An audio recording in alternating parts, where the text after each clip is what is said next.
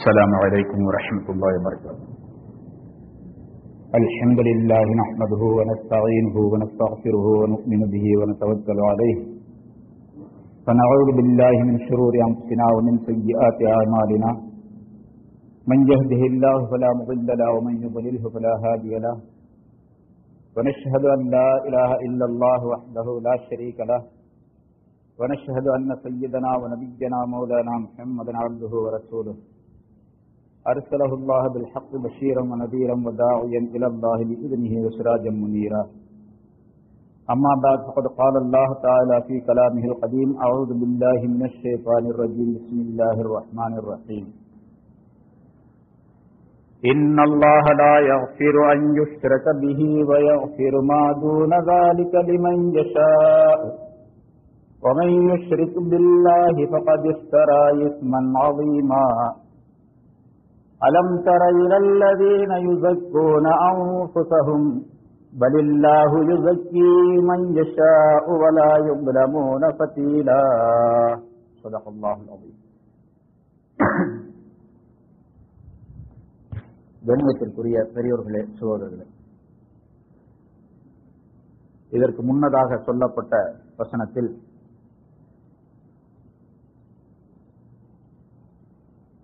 வேதக்காரர்களை பார்த்து சில கட்டளைகளை அல்லாஹ் தஆலா குறிப்பிட்டான். அவர்கள் இந்த வேதத்தை நம்பிக்கை கொள்ள வேண்டும், இந்த வேதம் அவர்களிடத்தில் இருக்கக்கூடிய வேதத்தை உண்மைப்படுத்தக்கூடியதாக இருக்கின்றது, எனவே இந்த வேதத்தை அவர்கள் நம்பிக்கை கொள்ள வேண்டும். நீங்கள் நம்பிக்கை கொள்ளாமல் இருந்தால் உங்களுடைய முகங்களை அல்லாஹ் தஆலா பின்புறமாக மாற்றி வைத்து முன்னால் உள்ள தாவூத் அலைஹிஸ்ஸலாத்துடைய சமுதாயத்தினர் சபிக்கப்பட்டதை போன்று உங்களையும் நாம் சபித்து சாபத்திற்கு உள்ளானவர்களாக ஆக்கிவிடுவோம். இது அல்லாஹ் தஆலாவுடைய கட்டளை, இது நிறைவேற்றப்படக்கூடியதாகவே ஆகிவிடும் என்பதை சொல்லிக்காட்டி, அல்லாஹுக்கு மாறு செய்து வாழாமல் அவனுடைய கட்டளைகளுக்கு கட்டுப்பட்டு வாழ வேண்டும், அவனுடைய வேதத்தை நம்ப வேண்டும், வேதத்தினுடைய சொல்படி நடக்க வேண்டும் என்ற விளக்குகளை எல்லாம் வேதக்காரர்களுக்கு சொல்லி அதன் மூலமாக அல்லாஹ் தஆலா மற்றவர்களுக்கும் அறிவுறுத்தினான். அதே போன்று பொதுவாக அல்லாஹ் தனக்கு இணை வைப்பதை பொறுத்துக் கொள்ளவே மாட்டான். இணை வைப்பதை தவிர மற்ற குற்றங்களை அல்லாஹ் மன்னிக்க கூடும். இணை வைத்தல் என்பது மிக கடுமையான குற்றம் என்பதையும் அடுத்த ஆயத்திலே அல்லாஹ் தஆலா குறிப்பிடுகின்றான். இன்னல்லாஹ லா யக்ஃபிரு அன் யுஷ்ரக பிஹி, நிச்சயமாக அல்லாஹ் தஆலா தனக்கு இணை வைப்பதை மன்னிக்கவே மாட்டான். வ யக்ஃபிரு மா தூன ذلك லிமன் யஷா, அதை தவிர மீதி உள்ள பாவங்களை, மற்ற பாவங்களை தான் நாடியவருக்கு மன்னித்து விடுகின்றான் என்பதாக அல்லாஹ் தஆலா குறிப்பிடுகின்றான். وَمَن يُشْرِكْ بِاللَّهِ فَقَدِ افْتَرَى إِثْمًا عَظِيمًا, எவர் ஒருவர் அல்லாஹ்வுக்கு இணை வைக்கின்றாரோ அவர் ஒரு மகத்தான கற்பனையை உண்டாக்கிவிட்டார். மகத்தான கற்பனையை உண்டாக்கிவிட்டார். அல்லாஹ்வுக்கு வணங்கத் தகுந்த வேறு பொருள்கள் அவனை போன்று இருக்கின்றன என்று நினைக்கக்கூடியவர்கள், செயல்படக்கூடியவர்கள் ஒரு மகத்தான கற்பனைக்கு இலக்காகிவிட்டார்கள். அவர்கள் அந்த கற்பனையின் காரணமாகத்தான் இதுவும் வணங்கப்படக்கூடிய பொருள்தான் என்பதாக நினைத்து உலகத்திலே பல்வேறு பொருள்களை வணங்கிக் கொண்டிருக்கின்றார்கள். அவர்கள் கடுமையான குற்றத்திற்குரியவர்கள் என்பதை அல்லாஹ் தஆலா எச்சரிக்கை செய்கின்றார். அல்லாஹுக்கு இணை வைப்பது என்பது முன்னால் அதற்கு விளக்கங்கள் பல தடவை சொல்லப்பட்டு இருக்கின்றன. அல்லாஹு தஆலாவுடைய ஸாத், அவனுடைய உள்ளமை என்று ஒன்று இருக்கின்றது. அவனுக்குரிய சில சிபாத்துகள், சிறப்பு தன்மைகள் இருக்கின்றன. அல்லாஹுடைய ஸாத்திலோ சிபாத்திலோ இணை வைப்பது என்பது கூடாது. சிபாத்துகளிலே அல்லாஹு தஆலாவுடைய ஸாத் என்பது அவனுடைய உள்ளமை. அவனை போன்று வேறொரு பொருளை உருவாக்கி அந்த உருவத்தை நாம் ஒரு மனிதர் வணங்குவது. இது அல்லாஹ்வுடைய ஜாத்திலே உள்ளமையிலே இணை வைப்பதாகும். பொதுவாக மற்ற கவும்களை நாம் பார்க்கின்றோம், சிலைகளை வைத்துக் கொண்டு வணங்குகின்றார்கள், அல்லது சூரியனை சந்திரனை வணங்குகின்றார்கள், மற்றும் உயிருள்ள பல பொருள்களை, படைக்கப்பட்ட பொருள்களை வணங்கிக் கொண்டிருக்கின்றார்கள். இதுவெல்லாம் அல்லாஹ்வுடைய ஜாத்திலே இணை வைப்பது. அல்லாஹ்வுடைய சிபாத் என்று சொல்லப்படக்கூடியவை அர் ரஹ்மான் என்பதில் தொடங்கி 99 திருநாமங்கள், அஸ்ஸபூர் என்பது வரைக்கும் 99 திருநாமங்களை அல்லாஹ் தஆலா சொல்லி காட்டுகின்றான். ஒவ்வொரு பெயர் சொல்லும் எந்த கருத்தை, எந்த விளக்கத்தை சொல்லி காட்டுகின்றதோ, தெரியப்படுத்துகின்றதோ, அதுபோன்று வேறொரு மனிதனுக்கு இருக்கின்றது என்பதாக நினைப்பது, செயல்படுத்துவது, அதனை நம்புவது அவனுடைய சிபாத்திலே இணை வைப்பதாகும்.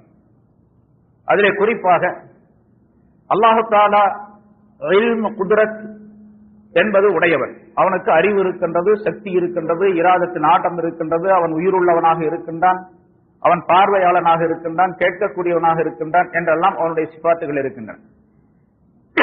இப்பொழுது அல்லாஹ் தஆலாவுடைய இல்ம், அறிவு சம்பந்தப்பட்ட விஷயத்திலே இணை வைப்பதும், அதுவும் அவனுடைய ராத்திலே சிபாத்திலே இணை வைப்பது எப்படியோ அதே போன்று. சிபாத்திலே இணை வைப்பது அப்படிங்கிறதுல உதாரணமாக அல்லாஹ் தஆலா கஃபூர், மன்னிக்க கூடியவன் என்று இருக்கின்றது. அல்லாஹ் தஆலா எப்படி மன்னிக்கின்றானோ பாவங்களை, அடியாருடைய பாவங்களை, இதே போன்று வேறொரு மனிதர் மன்னிப்பார். நம்முடைய பாவங்களை எல்லாம் அவரும் அல்லாஹுவை போன்று இவரும் மன்னித்து விடுவார். இவர் மன்னிப்பதின் காரணமாக பாவங்கள் எல்லாம் அழிக்கப்பட்டு நான் சொர்க்கம் சென்று விட முடியும் என்று ஒரு மனிதர் நம்பினால் அது அல்லாஹ் தஆலாவுடைய சிபாத்திலே, அவனுடைய தன்மையிலே, சிறப்பு தன்மையிலே இணை வைப்பதால். அல்லாஹ் தஆலாவுக்கு கஃபூர் என்று ஒரு பெயர் இருக்கின்றது, மன்னிக்க கூடியவன். அல்லாஹ்வுடைய மன்னிப்பு கிடைத்து விட்டால் மனிதனுக்கு நஜாத்து கிடைத்துவிடும். இந்த நஜாத் அல்ல, வெற்றி, அது சொர்க்கத்தினுடைய நஜாத், நஜாத்து கிடைத்துவிடும். அப்படி ஒரு மனிதர் மன்னித்து விட்டால், யாராவது ஒரு நபி அல்லது ஒரு வலி இப்படி நம்புறாங்கன்னு வச்சுங்க. உதாரணமா, எனக்கு ஒரு ஷைக் இருக்கிறாரு, அவர் மன்னிச்சுட்டேன்னு சொன்னாருன்னா போதுங்க, நான் சொர்க்கம் போயிடுவேன் அப்படின்னு நினைக்கிறார். இது அல்லாஹ் தஆலாவுடைய இல்ம், அல்லாஹ் தஆலாவுடைய சிஃபத்திலே இணை வைப்பதாகும். அதே போன்று அந்த சிஃபத்துகளில் இல்ம் என்பது ஒன்று. அல்லாஹ் தஆலா ஆலிமாக இருக்கின்றான், இல்ம் என்பது அவனிடத்தில் இருக்கின்றது. இல்ம் என்று சொன்னால் அறிவு, பரிபூர்ணமான அறிவு அவனுக்கு இருக்கின்றது. அந்த அறிவின் காரணமாக அல்லாஹ் தஆலா எல்லாவற்றையும் விளங்கியவனாக, அறிந்தவனாக இருக்கின்றான். இந்த பிரபஞ்சம் என்று சொல்லப்படக்கூடிய இந்த ஆலம் என்ற பிரபஞ்சத்திலே எந்தெந்த இடத்திலே எந்தெந்த பொருள்கள் இருக்கின்றன, அவை எப்படி இயங்கிக் கொண்டிருக்கின்றன, அதனுடைய தன்மைகள் என்ன, அதனுடைய ஹகீகத் என்ன என்பதை பற்றி உள்ள விளக்கங்களை எல்லாம் அல்லாஹ் தஆலா தெரிந்திருக்கின்றான். ஏனென்றால் அவன் தான் படைச்சான், அதனால அவனுக்கு தெரியாம இருக்காது. ஆலம் என்ற இந்த பிரபஞ்சத்தில் இருக்கக்கூடிய ஒவ்வொரு அணுவையும் அல்லாஹ் தஆலா நன்றாக தெரிந்திருக்கின்றான்.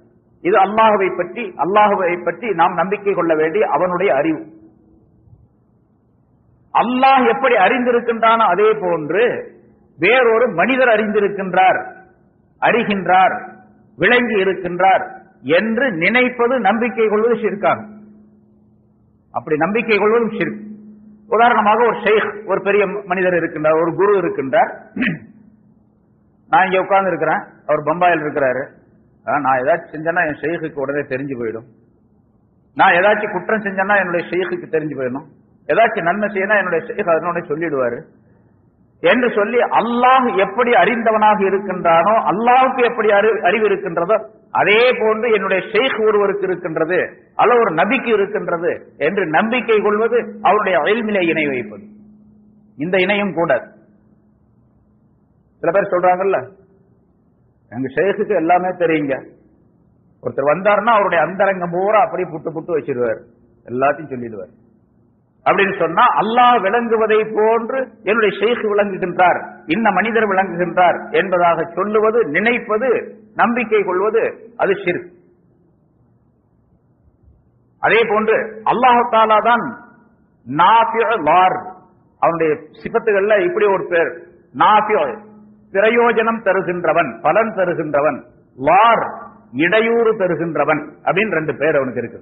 99 பேர்ல 2 பேர் இருக்கு. பலன் தருகின்றவன், இடையூறு துன்பம் தருகின்றவன். பலன் தருவதும் அவன்தான், துன்பம் தருவதும் அவன்தான் என்று நம்பிக்கை வர வேண்டும். எனக்கு நோயை கொடுப்பதும் அவன்தான், நோயை சுகப்படுத்துவதும் அவன்தான். எனக்கு லாபத்தை கொடுப்பதும் அவன்தான், நஷ்டத்தை கொடுப்பதும் அவன்தான்.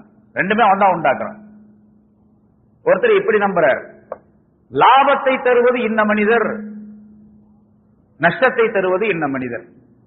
லாபத்தை தருவது இன்ன நிலை, இன்ன காலம், இன்ன முறை. நஷ்டத்தை தருவது இன்ன முறை, இன்ன காலம் என்று ஒரு மனிதர் நம்பினால் அவர் அல்லாஹ் தஆலாவுடைய அந்த சிஃபத்துல இணை வைத்து விட்டார். தஸர்ருஃபாத், அஷ்ஷிர்கு ஃபித் தஸர்ருஃபாத் அப்படின்னு சொல்லப்படும். முதல்ல சொன்னா அஷ்ஷிர்கு ஃபில் இல்ம், அஷ்ஷிர்கு ஃபில் ஸாத், அல்லாஹ்வுடைய ஸாத்திலே இணை வைப்பது. அஷ்ஷிர்கு ஃபிஸ் சிஃபாத், சிஃபத்துகளிலே இணை வைப்பது. அஷ்ஷிர்கு ஃபில் இல்ம், அல்லாஹ்வுடைய இல்மிலே இணை வைப்பது. அஷ்ஷிர்கு ஃபித் தஸர்ருஃபாத், மாறுபட்ட நிலைகள் உண்டாவது என்பதிலே ஷிர்க் வைப்பது. மாறுபட்ட நிலைகள் அனைத்தும் அல்லாஹ் தஆலா கொடுக்கக்கூடியவை, அல்லாஹ்வினால் ஏற்படக்கூடியவை. இது யாராவது ஒரு மனிதனால் ஏற்படுகின்றது, ஒரு பெரிய மனிதனால் ஏற்படுகின்றது, ஒரு நபியினால் ஏற்படுகின்றது என்று நம்பினால் அதிலே அவர் இணை வைத்து விட்டார் என்பதாக பொருளாகும். அதே போன்ற இபாதத்திலே, வணக்கத்திலே அஷ்ஷிர்கு ஃபில் இபாதத், இபாதத்துகளிலே இணை வைப்பது அதுவும் கூடாது. அதான் பெரிய குற்றமாச்சு, இபாதத்துகளிலே இணை வைப்பது. அல்லாஹ் தஆலாவுக்கு இப்ப நம்ம தொழுகிறோம், தொழுகையில 4 விதமான அம்சங்கள் இருக்கின்றன.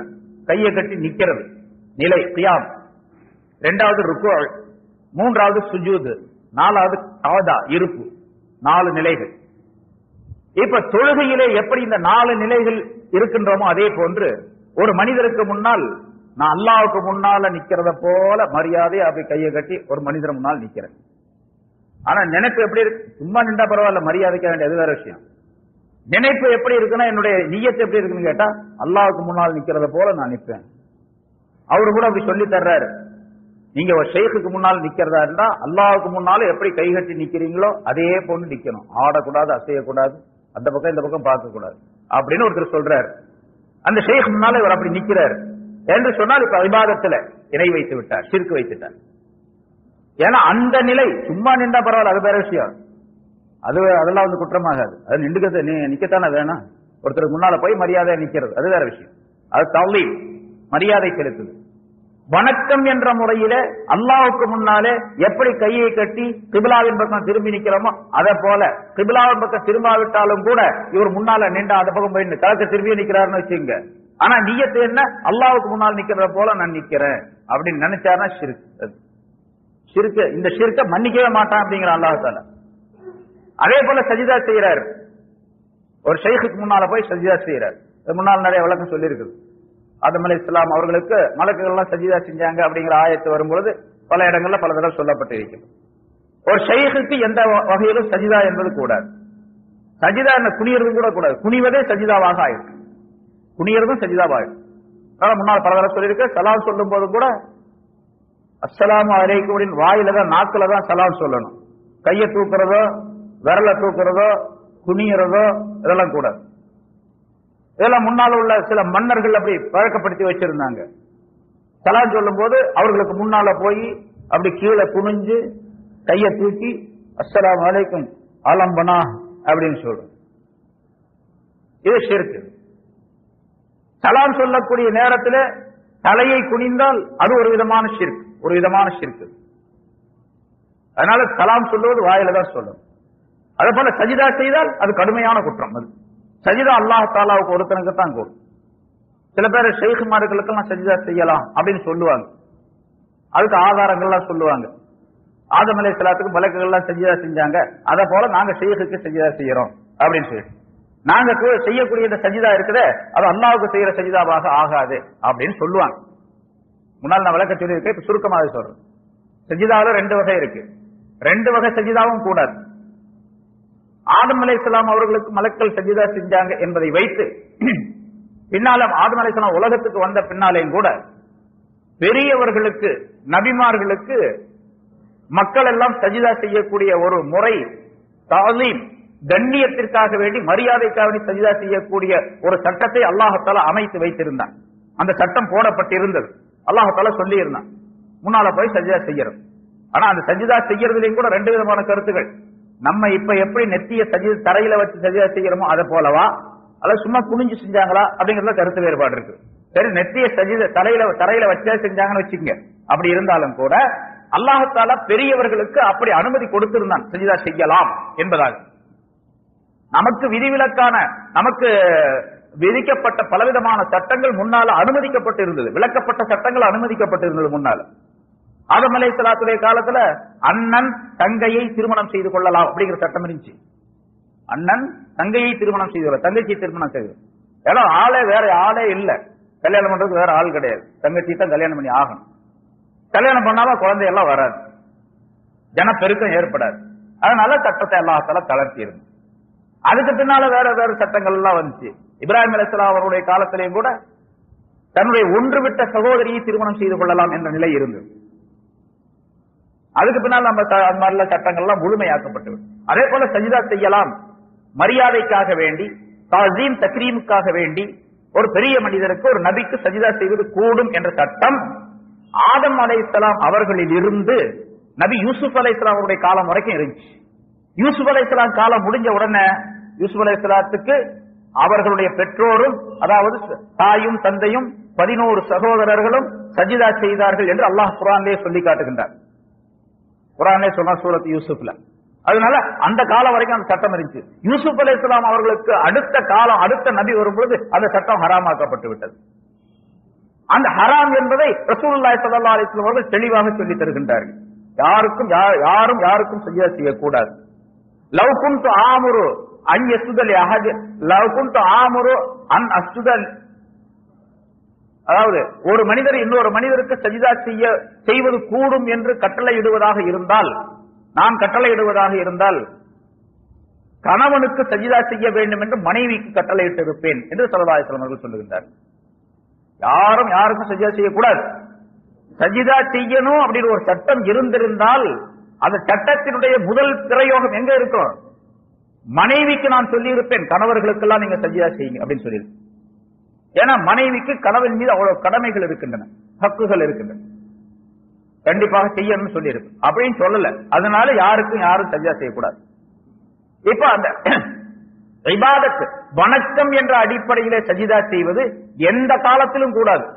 ஆதம் அலைஹிஸ்ஸலாம் அவர்களுக்கு மலக்குகள் செய்த சஜிதாவும் கூட வணக்கம் என்ற அடிப்படையில செய்யல, மரியாதை என்ற அடிப்படையில தான் செஞ்சாங்க. தஸீம்காக வேண்டி செஞ்சது, தக்ரீம்காக வேண்டி செய்யப்பட்டது, அல்லாஹ்வுடைய உத்தரவுக்காக வேண்டி செய்யப்பட்டது, அவ்வளவுதான். பிறகு வணக்கம் என்ற அடிப்படையில எந்த காலத்திலும் எந்த நேரத்திலும் சஜிதா யாருக்கும் கூடாது, அல்லாஹ்வை தவிர. மரியாதை என்ற அடிப்படையிலே ஆதம் அலைஹிஸ்ஸலாத்திலிருந்து யூசுப் அலைஹிஸ்ஸலாம் அவர்களுடைய காலம் வரைக்கும் அனுமதி இருந்தது, அதற்கு பின்னால் அது ரத்து செய்யப்பட்டு விட்டது. இப்பொழுது ஹராம். இதுக்கு நிறைய விளக்கங்கள், நிறைய விஷயங்கள் இருக்கின்றன. அது சுருக்கமா இப்படி விளங்கி, ஒழு எல்லாத்தையும் பரவாயில்ல, கிபிலாவை முன்னோக்க வேண்டிய அவசியம் இல்ல, கிபிலாவை முன்னோக்காம ஒழு இல்லாம நாங்க சஜிதா செய்ய சொல்றேன், அதனால இந்த சஜிதா அந்த சஜிதா அல்ல அப்படின்னு சொன்னாலும் கூடாது. நீங்க தொழுகையில செய்யக்கூடிய சஜிதாவல்ல இந்த சஜிதா என்று சொன்னால் அதுவும் அந்த சஜிதாவும் ஹராம் தான். ஏன்னா மரியாதைக்காக வேண்டி சஜிதா செய்வது ஹராம் என்று இருக்கும்போது, மரியாதைக்காக வேண்டி சஜிதா செய்யும் போது ஒழு இருக்கணும்னு அவசியம் இல்ல, கிபிலா இருக்கணும்னு அவசியம் இல்ல, எப்படி இருந்தாலும் சஜிதா கூடாது. ஆக இபாதத் வணக்கத்திலே ஷிர்க் வைப்பது கூடாது, ஹராமாச்சு. அந்த ஷிர்க்கையும் அல்லாஹ் தஆலா மன்னிக்க மாட்டான். இன்னல்லாஹ் லா யக்ஃபிரு அன் யுஷ்ரக பிஹி, அவனுக்கு இணை வைக்கப்படுவது மன்னிக்க மாட்டான் என்று சொன்னால் இதுவும் இணைதான். அதே போன்ற ஒரு வலியுல்லாஹ்வுடைய கபர், அந்த கபருக்கு சஜிதா செய்வது, மனுஷனுக்கே சஜிதா செய்யக்கூடாதுன்னா, உயிரோட இருக்கும்போது சஜிதா செய்யக்கூடாதுன்னு சொன்னா அவர் மௌத்தால போன பின்னால் சஜிதா செய்யலாமா? அது அதை விட பெரிய குற்றம். கபருக்கு சஜிதா செய்வது கூடாது. நிறைய கபர்கள்ல நீங்க பார்க்கலாம், சஜிதா செஞ்சுட்டு இருப்பாங்க, மண்டி போடுவாங்க, தோப்பு கரணம் போடுவாங்க. எப்படி மற்றவர்கள் தங்களுடைய சாமிக்கு முன்னால போடுறாங்க, அதே மாதிரி தோப்பு கரணம் போடுற ஆளுகள்லாம் இருக்கிறாங்க. 2 காதையும் பிடிச்சுக்கிட்டு கீழே உளுந்து எந்திரிக்கிற ஆளுகள்லாம் கபருக்கு முன்னால பார்க்கலாம். நீங்க தர்காக்களுக்கு போற நிறைய பார்க்கலாம். அதே மாதிரி கபர்ல தவாப் செய்யறதும் கூடாது. தவாப்னா சுத்துறது, ஒரு இடத்தை சுத்தி வருவது கூடும். அது இபாதத் வணக்கம் என்று சொன்னால் அது ஒரே ஒரு இடம் தான் உலகத்துல, காபா மட்டும்தான். காபாவை தவிர அவர் எந்த கட்டடத்தையும் சுத்தக்கூடாது. ஒருத்தர் சொல்றாரு, ஒரு மன்னர் சொல்றாரு, ஒரு பெரிய அரசர் சொல்றாரு, நான் வைரம் வைடூரியத்தால இந்த கட்டடம் கட்டி வச்சிருக்கிறேங்க, எல்லாரும் வந்து தவாப் செய்யுங்க அப்படின்னு சொல்றாரு. செய்யலாமா? ஹராமாச்சு. அது மன்னிக்கப்பட முடியாத குற்றம். அது தவாப் செய்யறது. அதே போல கபரை தவாப் செய்யறதோ, கபருக்கு சந்தனம் பூசுறதோ, மாலை போடுறது, போர்வை போத்துறது, விளக்கு ஏத்துறது, அது என்னென்ன ஷிர்க்குகள்லாம் இப்ப செய்யப்படுகின்றது எல்லாமே ஷிர்க் தான். என்னென்ன வேலை செய்யப்படுறது எல்லாமே ஷிர்கான காரியம். அதே மாதிரி அல்லாஹ் அல்லாத பொருளுக்காக வேண்டி நேர்ச்சி செய்வது, அவுலியாவுக்காக வேண்டி நேர்ச்சி செய்யறது, இது இபாதத்து அஷ்ஷிருக்கு ஃபில் இபாதா, இபாதத்துல இணை வைப்பது. இணை வைக்கிறது சொல்லும் போது இதெல்லாம் தெரிஞ்சுக்கணும். வெறும் இணை வைக்கிறத சிலை வணக்கம் மட்டும்தான் கூடாது, மற்றதெல்லாம் எப்படி அளவு செஞ்சுக்கலாம் அப்படிங்கிற அர்த்தம் இல்லை. நேர்ச்சை செய்வது, நேர்ச்சை என்பது இபாதத்து. முன்னால் நிறைய விளக்கம் சொல்லியிருக்கிறது. நேர்ச்சை என்பது இபாதத்து, வணக்கம். அது அல்லாஹ் ஒருத்தனுக்கு தான் செய்யணும். அல்லாஹ்வுக்காக வேண்டி நான் நோன்பு வைக்கிறேன், அல்லாஹ்வுக்காக வேண்டி நான் என்ன காரியத்தை செய்யறேன், அல்லாஹ்வுக்காக வேண்டி நான் ஒரு ஆடு இருக்கிறேன், என்னுடைய என்ன வேலை நிறைவேறிவிட்டால், பசங்க மாணவர்கள் எல்லாம் சொல்றாங்க, மாணவர்கள் யாரும் இங்க வர்றது இல்ல. இப்ப மாணவர்கள் சொல்றாங்கன்னு வச்சுங்க, நான் எக்ஸாம்ல பாஸ் ஆகிட்டா ஒரு ஆடு வாங்கி குர்பானி கொடுத்துட்றேன். இந்த மவுண்ட் ரோட்ல உள்ள தர்கா மூசா காதி அவருக்காக வேண்டி அப்படின்னு சொல்றாரு. சரி, அவருடைய பேரால ஒரு ஆடு வாங்கி கொடுத்துட்றேன் அப்படின்னு சொல்லிட்டு 2000 ரூபாய்க்கு ஒரு ஆட்டை வாங்கி ஒரு கழுத்துல ஒரு மாலையை போட்டு அதுல பேர் எழுதிட்டார். மவுண்ட் ரோடு தர்கா மூசா காதிரி ஷா காதிரி அவர்களுடைய நேர்ச்சையாக இந்த ஆடு அப்படின்னு சொல்லி விடுறாரு. இது நேர்ச்சை செய்யறதுல ஷிர்க். நேர்ச்சை என்பது இபாதத்து. அல்லாஹ்வை தவிர யாருக்கும் நேர்ச்சை செய்யக்கூடாது. அது எந்த அவுலியாவா இருந்தாலும் சரி, உலகத்துல எந்த நபியா இருந்தாலும் சரி, அவுலியா என்ன நபிமாருக்கு பேர்ல நேர்ச்சை செய்யக்கூடாது. அல்லாஹ்வுக்காக வேண்டி தான் நேர்ச்சை செய்யணும். என்னுடைய இந்த காரியம் நிறைவேறிவிட்டால், எனக்கு நோய் சுகமாகிவிட்டால், எனக்கு இன்ன லாபம் கிடைத்து விட்டால், இந்த தொழில இப்படி ஆகிவிட்டால், நான் இன்னும் அவுலியாவுக்காக வேண்டி ஒரு 5000 ரூபாய் தர்மம் செஞ்சிடறேன், அவருடைய உண்டியல்ல கொண்டு போய் போட்டுறேன் அப்படின்னு சொல்றாருன்னு வச்சுங்க. நியத் பண்றாரு. ஷிர்க், கடுமையான குற்றம். அது மன்னிக்கப்பட அல்லாஹ்வால மன்னிக்காத குற்றம் அது. சரி, இது மாதிரி நிறைய இருக்கு. அதே மாதிரி அந்த ஆட்டை அறுக்கிறது அல்லாஹ்வுக்காக வேண்டி அறுக்கணும். பிஸ்மில்லாஹி அல்லாஹ் அக்பர்னு சொல்லி அறுக்கணும். பிஸ்மில்லாஹி அப்துல் கார் ஜீலானின்னு இருக்கிறார். ஷிர்க். அதே மாதிரி லாபமும் நஷ்டமும் தருவது அல்லாஹ்னு சொன்னோம். இன்ன பொருளினால் லாபம் வருகின்றது, இன்ன பொருளினால் நஷ்டம் வருகின்றது அப்படின்னு நினைக்கிறார். அது ஒரு வகையான ஷிர்க். இன்ன பொருளால் லாபம், இன்ன பொருளால் நஷ்டம் அப்படின்னு நினைக்கிறார். உதாரணமா, இன்னைக்கு காலையில எதிர்த்து அந்த பையன் முகத்துல முடிச்சங்க, அதனால வியாபாரமே இல்லை அப்படின்னு சொல்றாரு. காலையில எதிர்த்து வெளியே வரும்போது பார்த்தா முசீபத்து பிடிச்சான், அவன் வந்தான், அவன் பார்த்தன இன்னைக்கு வியாபாரமே இல்லை அப்படின்னு சொல்றாரு. இப்ப அல்லாஹ் மேல உள்ள நம்பிக்கை போயிடுச்சு. லாபம் தருவது அல்லாஹ், நஷ்டம் தருவதும் அல்லாஹ். இவர் அவனை பார்த்ததுனால அன்னைக்கு நல்லா வியாபாரம் நடந்துச்சு, நிறைய லாபம் கிடைச்சிச்சு. இவர் சொல்றாரு இன்னைக்கு நரி முகத்துல முடிச்சுட்டு வந்திருக்காங்க. அதாவது யார் முன்னால வந்தானோ அவன் பேர் நரி. நரி அவர் பாக்குறது இல்ல, எவனை முதல்ல பார்த்தாரோ அவனுக்கு பேர் நரி அப்படின்னு அர்த்தம். நரி முகத்துல முடிச்சுட்டு வந்துட்டு அதனால இன்னைக்கு லாபம் கிடைச்சிச்சு அப்படின்னு சொல்றாரு. இப்ப அல்லாஹ் பத்தி உள்ள நம்பிக்கை போயிடுச்சு. இதெல்லாம் ஒரு விதமான ஷிர்க். ஸல்லல்லாஹு அலைஹி வஸல்லம் சொல்லுகின்றார்கள், ஹுதைபியா உடன்படிக்கையுடைய அந்த நாளிலே ஒரு நாள் அன்னைக்கு இரவு படுத்திருந்தாங்க, காலையில எந்திரிச்சாங்க, இந்த ஒப்பந்தங்கள்லாம் நடைபெற்றது. அந்த நேரத்தில் ரசூலுல்லாஹி ஸல்லல்லாஹு அலைஹி வஸல்லம் அவர்கள் சொன்னார்கள், இன்றைய இரவிலே அல்லாஹ் தஆலா எனக்கு ஒரு கட்டளை இட்டான். என்னுடைய அடியார்களிலே சிலர் என்னை நம்பிக்கை கொண்டவர்களும் இருக்கின்றார்கள், என்னை மறுக்கின்றவர்களும் இருக்கின்றார்கள். அன்னைக்கு ராத்திரி மழை பெஞ்சிருந்துச்சு. இன்ன நட்சத்திரத்தின் காரணமாக, இன்ன நட்சத்திரம் தோன்றியதின் காரணமாக மழை பெய்தது என்று யாராவது என்னுடைய அடியார்கள் ஒருவர் சொன்னால் அவர் என்னை நிராகரித்து விட்டார், நட்சத்திரத்தை நம்பிக்கை கொண்டு விட்டார், ஈமான் கொண்டு விட்டார்.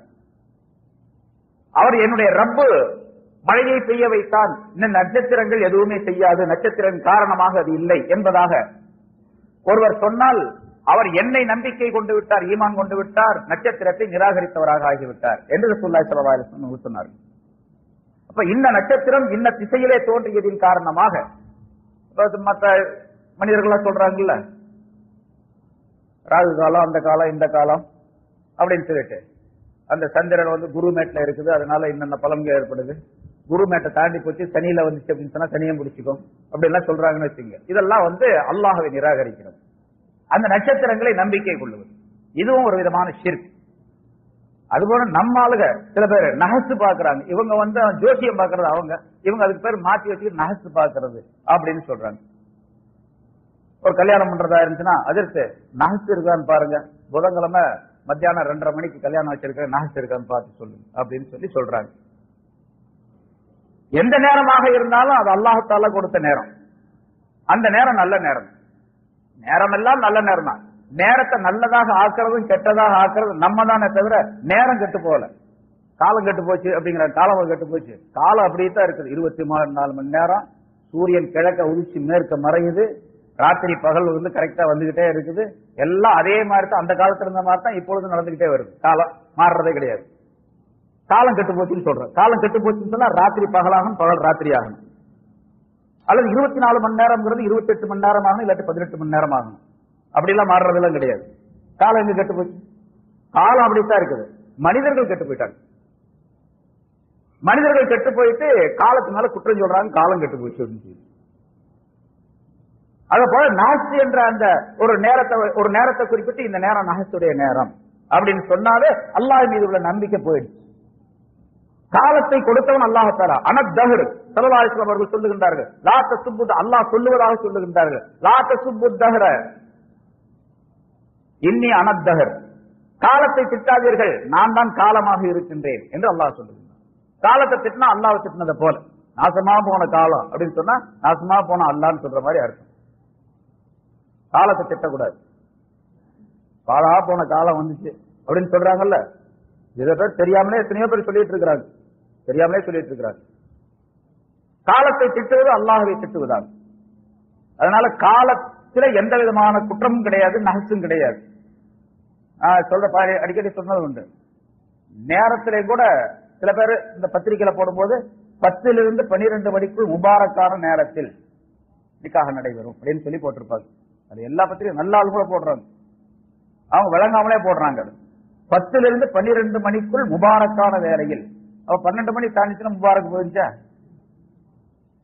அப்ப 10க்கு முன்னால பரக்கத்து இல்லையா? முபாரக்னா பரக்கத்து செய்யப்பட்ட நேரம் அப்படின்னு அர்த்தம். 10 மணிக்கு முன்னாலே பரக்கத்து இல்ல, 12 மணிக்கு பின்னாலே பரக்கத்து இல்லைன்னு அர்த்தம் அவருடைய கணக்குப்படி. எல்லாமே பரக்கத்தான நேரம் தான். இவர் ஒழுங்கா தொழுகாமல் தான் முசீபத்து முடிச்ச நேரம் தான். அந்த அலி ரலியல்லாஹு தஆலா அவர்கள் சொல்லுவதை போல, எந்த நாளில உன்னுடைய ஆமால் நாமாவில செயலேட்டில பாவங்கள் எழுதப்படாமல் இருக்கின்றதோ அந்த நாளெல்லாம் நல்ல நாள் தான். பாவங்கள் எழுதப்படாமல் இருக்கணும். அதாவது இந்த லெப்ட் சைடு இருக்கக்கூடிய மலக்குக்கு வேலை இல்லாம இருக்கணும். ரைட் சைடு உள்ள தோல்ல உள்ளவர் மட்டும் எழுதிக்கிட்டே இருக்கணும். அப்படி ஒரு நாள் உனக்கு வந்துச்சு, அது நல்ல நாள் தான். இவருக்கு வேலை கொடுத்து இவரை காலியா வச்சுட்டீங்க, அது கெட்ட நாள் தான் என்று அலி ரலியல்லாஹு தஆலா அவர்கள் சொல்லுகின்றார்கள். அதனால ஷிர்க் என்பது சிலை வணக்கம் என்பது மட்டுமல்ல. முதல்ல சொல்லப்பட்டபடி சஜிதா செய்யறது, ருக்கோ செய்யறது, கியாம் நிலை நிக்கிறது, இதெல்லாம் அல்லாஹ்வுக்கு எப்படி செய்யுமோ அது போல மற்றவர்களுக்கு செய்யறது. நேர்ச்சை செய்யறது, நேர்ச்சையுடைய அடிப்படையில் ஒரு ஆட்டம் இருக்கிறது, குர்பானி கொடுக்கிறது, மற்றவர்களுக்காக வேண்டிய அவுலியாக்காக நபிவார்களுக்காக செய்யறது, கபர்களுக்கு சஜிதா செய்யறது, அதுல செய்யக்கூடிய பலவிதமான ஷிர்கான காரியங்களை செய்யறது, பிறகு கபரை தவாப் செய்யறது, நசர் நேர்ச்சை செய்யறது, இன்ன பொருளால் எனக்கு லாபம் கிடைக்கின்றது, இன்ன பொருளால் எனக்கு நஷ்டம் ஏற்படுகின்றது, இன்ன விஷயத்தால் மழை பெய்கின்றது, இன்ன விஷயத்தால் மழை பெய்யாமல் இருக்கின்றது என்றெல்லாம் நம்புவது. அல்லாஹ் தஆலா தனக்கு இணை வைக்கப்படுவதை மன்னிப்பதே கிடையாது என்பதாக சொன்னால் அந்த ஷிர்க் என்பதில் இத்தனை வகையான தன்மைகள் இருக்கின்றன. அதையெல்லாம் நாம் புரிந்து கொள்ள வேண்டும். அதை தவிர மீறி உள்ள பாவங்களை எல்லாம் அல்லாஹ் தஆலா மன்னிக்கிறோம். விரும்பியவருக்கு மன்னிப்பான். அது கூட அல்லாஹ் தஆலா யாருக்கு நாடுகின்றானோ அவருக்கு மன்னித்திருவோம். கியாமத் நாள்ல அல்லாஹ் தஆலா கேள்வி கணக்கு கேட்கக்கூடிய நேரத்தில் 3 விதமான கோர்ட்டுகள் அங்கே நடைபெறும். தனித்தனி செக்ஷன். ஹைகோர்ட் இருக்கு, சிவில் கோர்ட் இருக்கு, ஹைகோர்ட் இருக்கு, சுப்ரீம் கோர்ட் இருக்கு. இது மாதிரி 3 விதமான செக்ஷன்கள் இருக்கும். மனிதர்களுடைய பாவங்களை வைத்து 3 விதமான கோர்ட்டுகள் அங்கே நடைபெறும். அத்தவாவீர் இன்தல்லாஹி ஸலாஸா, கோர்ட்டுகள் அல்லாஹ் தஆலாவிடத்தில் 3. ரசூலுல்லாஹி ஸல்லல்லாஹு அலைஹி வஸல்லம் சொல்லுகிறார். தீவானுன் லா யாபுல்லாஹி பிஹி ஷையா, ஒரு வகை கோர்ட், ஒரு வகை நீதிமன்றம். அது அல்லாஹ் தஆலா அதை எதையும் பொருட்படுத்த மாட்டான். அதுல சரிதான் அப்படின்னு சொல்லி கொஞ்சம் அலட்சியமா விட்டுருவான் அங்க உள்ள நிகழ்ச்சிகள் எல்லாம். வதீவானுன் லா யத்ருகு மின் ஷையா, இன்னொரு செக்ஷன் இருக்குது, அதுல அதை எதையுமே விட மாட்டான், கண்டிப்பா பிடிச்சே தீருவான் அதுல குற்றம். வதீவானுன் லா யக்ஃபிருல்லாஹ் லா யக்ஃபிருல்லாஹ், இன்னொரு செக்ஷன் அது இருக்குது, அது அல்லாஹ் தஆலா மன்னிக்கவே மாட்டான் என்று ஸல்லல்லாஹு அலைஹி வஸல்லம் சொல்லிவிட்டு அப்புறம் விளக்கம் சொல்றாங்க. ஃபஅம்மா தீவானுல்லதி லா யக்ஃபிருல்லாஹு ஃபஷ்ஷிர்கு பில்லாஹ். அல்லாஹ் மன்னிக்காத செக்ஷன் இருக்குது, அது அல்லாஹ்வுக்கு இணை வைப்பது. அந்த இணை வைக்கிறது தான் இத்தனை வகை இப்ப நம்ம சொன்னதெல்லாம் அதுல சேர்ந்தது. ஏன்னா அல்லாஹ் தஆலா ஸல்லல்லாஹு அலைஹி வஸல்லம் சொல்லுகின்றார்கள், அல்லாஹ் தஆலா குர்ஆனை சொல்லி இருக்கின்றான், இன்னல்லாஹ லா யக்ஃபிரு அன் யுஷ்ரக பிஹி வ யக்ஃபிரு மா தூன ஸாலிக என்று சொல்லி இருக்கின்றான். அதனால இணை வைக்கிறத மன்னிக்கவே மாட்டான். அந்த செக்ஷனுக்கு மன்னிப்பே கிடையாது. இன்னொரு இடத்துல அல்லாஹ் தஆலா குர்ஆன்ல சொல்ல, இன்னஹு மை யுஷ்ரிக் பில்லாஹி ஃபகத் ஹர்ரமல்லாஹு அலைஹில் ஜன்னah. எவர் ஒருவர் அல்லாஹ்வுக்கு இணை வைக்கின்றாரோ அவருக்கு அல்லாஹ் தஆலா சொர்க்கத்தை ஹராமாக்கி வைத்து விட்டான் திட்டமாக என்று சொல்லுகின்றார். இன்ன ஷிர்கல ظுல்முன் அதீம். இணை வைப்பது மகா கடுமையான அநியாயம், மிக கொடுமையான அநியாயம் என்று அல்லாஹ் தஆலா சொல்லுகின்றார். ஆகவே அது மன்னிக்கப்பட முடியாத ஒரு செக்ஷன், அதற்கு பேச்சே கிடையாது, நேரா நரகத்திற்கு போக வேண்டியது. அம்மா தீவானுல்லதி லா யாபுல்லாஹி ஷையா. அல்லாஹ் பொருட்படுத்தாத ஒரு செக்ஷன் இருக்கு, அது என்னன்னு கேட்டா ஃபதுல்முல் அப்தி நஃப்ஸஹு ஃபீமா பைனஹு வ பைனல்லாஹ். பொருட்படுத்த மாட்டோம் அதிகமா. சும்மா லேசா விசாரணை பண்ணிட்டு இன்கம் டாக்ஸ் ஆபீசர் வர்றாரு, அவர் வந்து அப்படி லேசா அந்த லெட்ஜர்கள்லாம் அப்படி பேரட்டி பார்த்து போட்டு சரி அப்படியே ஒரு சைன் பண்ணிட்டு போயிடுறாரு, கிளாஸ் ஃபீஸ் கொடுத்தா வாங்கிட்டு போயிடுறாரு அப்படின்னு வச்சுங்க. ஆனா அங்க காசு கொடுக்க முடியாது, சும்மா அப்படி பார்த்துட்டு லேசா பார்த்துட்டு விட்டுருவோம். அந்த செக்ஷன் எதுன்னு கேட்டா, ஒரு மனிதனுக்கும் அல்லாஹ்வுக்கும் மத்தியிலே கடமையாக்கப்பட்ட விஷயங்களிலே ஒரு அடியான் அநியாயம் செய்திருப்பது. தொழுகணும்னு அல்லாஹ் சொல்லியிருக்கான், நோன்பு வைக்கணும்னு சொல்லியிருக்கான், ஜக்காத்து கொடுக்கணும்னு சொல்லியிருக்கான். இதெல்லாம் கொஞ்சம் அலட்சியமா விட்டுட்டாரு, கொஞ்சம் கொஞ்சம் செஞ்சாரு, கொஞ்சம் கொஞ்சம் செய்யல. அல்லாஹ் தஆலா அந்த செக்ஷன்ல கொண்டு போய் அவங்க நிக்க வச்சிருவான், நீங்களாம் அந்த பக்கம் போ அந்த கோர்ட்டுக்கு. அந்த கோர்ட்ல விசாரணை எப்படி இருக்குன்னு கேட்டா, சரிப்பா விட்டு தள்ளு, இதெல்லாம் படி பார்த்துட்டு போ அப்படின்னு சொல்லி அல்லாஹ் தஆலா விட்டுரும். அப்படி கொஞ்சம் அலட்சியமா விட்டுருவார். ஏன்னா அல்லாஹ்வுக்கும் அடியானுக்கும் மத்தியில சம்பந்தப்பட்ட விஷயம், அல்லாஹ்வுக்கும் அடியானுக்கு சம்பந்தப்பட்ட விஷயம். அம்ம தீவானுல்லதி லா யத்ருகுஹு. அல்லாஹ் தஆலா விடமாட்டானே, கண்டிப்பா பிடிப்பானே, குற்றம் பிடிப்பானே. அப்படிப்பட்ட ஒரு செக்ஷன் எதுன்னு கேட்டா, ஃபதுல்முல் இபாதி பாதுஹும் பாலா. ஒரு மனிதன் மற்றொரு மனிதனுக்கு செய்திருக்கக்கூடிய அநியாயம். ஒரு மனிதனுடைய பொருளை அபகரித்திருக்கின்றான், ஒரு மனிதனை அநியாயமா அடித்திருக்கின்றான், ஒரு மனிதனை திட்டி இருக்கின்றான், ஒரு மனிதனை கேவலப்படுத்தி இருக்கின்றான், ஒரு மனிதனுடைய மானத்தை பங்கப்படுத்தி இருக்கின்றான், மரியாதை சீர்குலைத்திருக்கின்றான். எத்தனை பேர் என்னென்னமோ செய்யறாங்கல்ல நாட்டுல நம்ம பார்க்கிறோம். அவனுடைய மரியாதை கெடுக்கிறது, மானத்தை கெடுக்கிறது, அவனை பழி வாங்குறது, பலவிதமான பிரச்சனைகள். ஒரு மனிதன் இன்னொரு மனிதனுக்கு செய்த குற்றங்கள், அது ஒரு தனி செக்ஷன். அந்த கோர்ட்ல நடைபெறக்கூடியதெல்லாம் அல்லாஹ் தஆலா விசாரணை செய்து, முழுமையாக விசாரணை செய்து, துருவி துருவி விசாரணை செய்து, யாருக்கு அநியாயம் செய்திருக்கா அவனிடத்தில் பழி வாங்கப்படும். அதுல மனுஷன் மட்டுமல்ல, மாடு ஆடுகள்லாம் கூட அந்த செக்ஷன்ல நிற்கும். அந்த செக்ஷனுக்கு மாடு ஆடெல்லாம் வரும். ஒரு கொம்புள்ள மாடு கொம்பு இல்லாத மாட்டை உலகத்திலே முட்டி இருந்தால் இந்த 2 மாடும் அங்க வரும், கொண்டு வரப்படும். 2 மாடு மட்டுமல்ல, எல்லா மாடும் வரும். முட்டி இருந்தா அந்த மாடு வரும். இங்க கொம்பு இருக்கக்கூடிய மாட்டுக்கு கொம்பை எடுத்து, கொம்பு இல்லாத மாட்டுக்கு கொம்பை கொடுத்து, கொம்பு உள்ள அந்த மாட்டை அங்க முட்டை சொல்லுவோம் அல்லாஹ் தஆலா. ஏன் இங்க முட்டுன்னு, அதனால முட்டு. இங்க எப்படி முட்டியதோ அதே போன்று அந்த மாடு அந்த மாட்டை முட்டிய பிறகு கூனி துராபா, நீங்க எல்லாம் மண்ணா போயிடுங்க அப்படின்னு அல்லாஹ் சொல்லுவா, மண்ணா போயிடு. அவ்வளவுதான் விசாரணை. அந்த செக்ஷனுக்கு எல்லாமே வந்து மனுஷன் மட்டுமல்ல, எல்லாருமே வருவாங்க. அப்போ அல்லாஹ் தஆலா அடியானுக்கு செய்திட்ட அந்த அநியாயங்களை, தவறுகளை மன்னிக்கவே மாட்டான். உலகத்தில் இருக்கும்போது அவர்கிட்ட மன்னிப்பு தேடிக்கணும். அந்த கோர்ட்டுக்கு போகாம இருக்கணும்னு சொன்னோம், அந்த செக்ஷனுக்கு போகாம இருக்கணும்னு சொன்னா என்ன பண்ண, உலகத்தில் இருக்கும் பொழுது யாருக்கு நாம் அநியாயம் செய்திருக்கின்றோமோ அவரிடத்துல போய் பிரஸ்டீஜ் எல்லாம் பார்க்க கூடாது, மரியாதை எல்லாம் பார்க்க கூடாது. நம்ம ஒரு வேலைக்காரனை அடிச்சிருப்போம், நம்முடைய கடையில வேலை செய்யற ஒரு ஆளை அடிச்சிருப்போம், அநியாயமா அடிச்சிருப்போம், நல்லா தெரியும். அப்புறம் கொஞ்ச நேரம் கோபம் எல்லாம் தெளிஞ்ச பிறகு அடிச்சு போட்டேன், அநியாயம் தான், அடிச்சிருக்க கூடாது, அடிச்சு போட்டேன் அப்படின்னு சொல்லி இவரே சொல்லிக்குவாருன்னு நினைச்சுக்காரு. ஆனா அவன்கிட்ட கூப்பிட்டு என்னப்பா அவனுக்கு தெரியாம அடிச்சு போட்டவன் மன்னிச்சுப்பா அப்படின்னு கேட்டிருப்பாரா? அப்படி கேட்டா முதலாளி என்ன ஆகுறது, அப்புறம் முதலாளி வேலைக்காரனால போயிடுவாரு. அதனால அப்படி கேட்கவே மாட்டேன். ஆனா ரசூலுல்லாஹி ஸல்லல்லாஹு அலைஹி வஸல்லம் கேட்டிருக்காங்க, சஹாபாக்கள் கேட்டிருக்காங்க. எந்த அளவுக்குன்னு கேட்டா, ஒரு சஹாபியுடைய சம்பவம் வருது. அடிச்சு ஒரு தவறான ஒரு செயல் செஞ்சுட்டாங்க, அது தவறா செஞ்சுட்டார். இவர் திரும்ப அந்த அல்லாஹ் தஆலாவுடைய அந்த பயம் வந்த உடனே, என்னை நீ திருப்பி உன்னுடைய காலை தூக்கி என்னுடைய தலையின் மீது வைத்து என்னை நீ உதைக்காத வரைக்கும் நான் உன்னை ஒப்புக்கொள்ளவே மாட்டேன் அப்படின்னு சொல்லி சொன்னார். அதாவது இவர் குற்றம் செய்தவர், இவர் அந்த குற்றத்தை மன்னிக்க வேண்டும் என்று அவரிடத்தில் கேட்டுக்கொள்ளக்கூடிய முறை அது. நான் உனக்கு செய்த குற்றத்தை நீ மன்னிக்கணும், மன்னிக்கிறதா இருந்தா நீ உன்னுடைய காலை எடுத்து என் தலையில வச்சு என்ன ஒரு உதைச்சாத்தான் நான் எனக்கு மனசு திருப்தியாரு என்று ஒருவருக்கொருவர் தங்களுடைய அந்த குற்றத்தை உலகத்திலேயே போய், ஏன்னா நிதர்சனமாக ரசூலுல்லாஹி ஸல்லல்லாஹு அலைஹி வஸல்லம் அவர்கள் சொல்லி தந்த விஷயம் அவங்க கண் முன்னால தெரிஞ்சுச்சு. கியாமத் நாள்ல போனா என்ன நடக்கும் அப்படின்னு அதை நம்பிக்கை கொண்டவருக்கு பேர் தானே மூமின் அப்படின்னு பேரு. அதாவது வரும்போது பாத்துக்கலாங்க அப்படின்னு சொன்னா அவர் பேர் மூமின், சரியான மூமின்னு சொல்ல முடியாது. இப்போ அப்ப மூன்றாவது செக்ஷன், அதுல எல்லாரும் விசாரிக்கப்படுவார்கள். அடியார்களுக்கு செய்திருந்த அந்த குற்றம் இருக்கின்றது, அந்த குற்றம் மன்னிக்கப்பட மாட்டாது. அது அவருக்கு அங்க போன உடனே இங்க மன்னிப்பு இங்கதான், அங்க போன உடனே பிசாஸ் பழிக்கு பழிதான், பழிக்கு பழி வாங்குறது. எப்படி அந்த மாடு முட்டிச்சு அதே போல பழிக்கு பழி இவருக்கு அவர் ஏதாச்சும் கொடுத்துதான் சரி பண்ண வேண்டும். கொடுக்கறதுக்கு அங்க பணம் காசுகள்லாம் செல்லுபடி ஆகாது, இந்த நோட்டு வீட்டு எதுவுமே வராது, கொண்டு போனாலும் செல்லுபடி ஆகாது. அதனால என்ன பண்ணுவோம், அல்லாஹ் தஆலா இவருடைய நன்மைகள்லாம் எடுத்து அவருக்கு கொடுத்துருவான். இவர் வெறும் ஆளா நிற்பார், கடைசி நரகத்துக்கு போயிடுவார். ஆக இணை வைப்பது அப்படிங்கறதுல இப்படி ரசூலுல்லாஹி ஸல்லல்லாஹு அலைஹி வஸல்லம் அவர்கள் 3 விதமான கருத்துக்களை சொல்லி காட்டுகின்றார்கள்.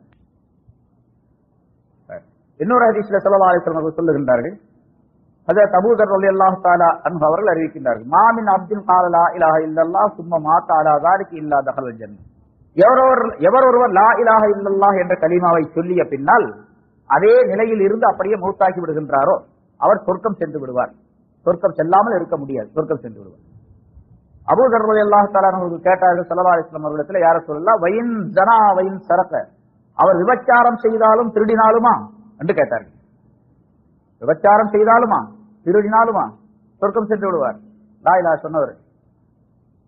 ஸல்லல்லாஹு அலைஹி வஸல்லம் சொன்னாங்க, வயின் ஜனா வயின் சரக, ஆம் அவர் விபச்சாரம் செய்தாலும் தான் திருடினாலும் தான். இரண்டாவது தடவை நான் கேட்ட, வயின் ஜனா வயின் சரக, விபச்சாரம் செய்தாலும் திருடினாலுமா? ஆம், விபச்சாரம் செய்தாலும் திருடினாலும். திரும்பவும் நான் கேட்டேன், விபச்சாரம் செய்தாலுமா திருடினாலுமா? ஆம், வயின் ஜனா வயின் சரக, அவர் ஜினா செய்தாலும் திருடினாலும் அப்படித்தான் என்பதாக சொன்னார். 4வது தடவை நான் அது மாதிரி கேட்ட பொழுது ஸல்லல்லாஹு அலைஹி வஸல்லம் அவர்கள் சொன்னார்கள், அலா ரஹ்மி அன்ஃபி அபீ ஸர், அபூ ஸர்ருடைய மூக்கு நாசமாவதாக. அதாவது அது சந்தோஷமாக சொல்லக்கூடிய ஒரு செய்தி. மூக்கு மண்ணை கவ்வட்டும் அல்லது உங்களுடைய மூக்கு நாசமடையட்டும் அப்படின்னு சொல்லக்கூடிய வார்த்தை அரபியில ஒரு சந்தோஷ செய்தியாக சொல்லக்கூடிய வார்த்தை. அது பல இடங்கள்ல பல ஹதீஸ்கள் ரசூலுல்லாஹி ஸல்லல்லாஹு அலைஹி வஸல்லம் சொல்லி காட்டுகின்றார்கள்.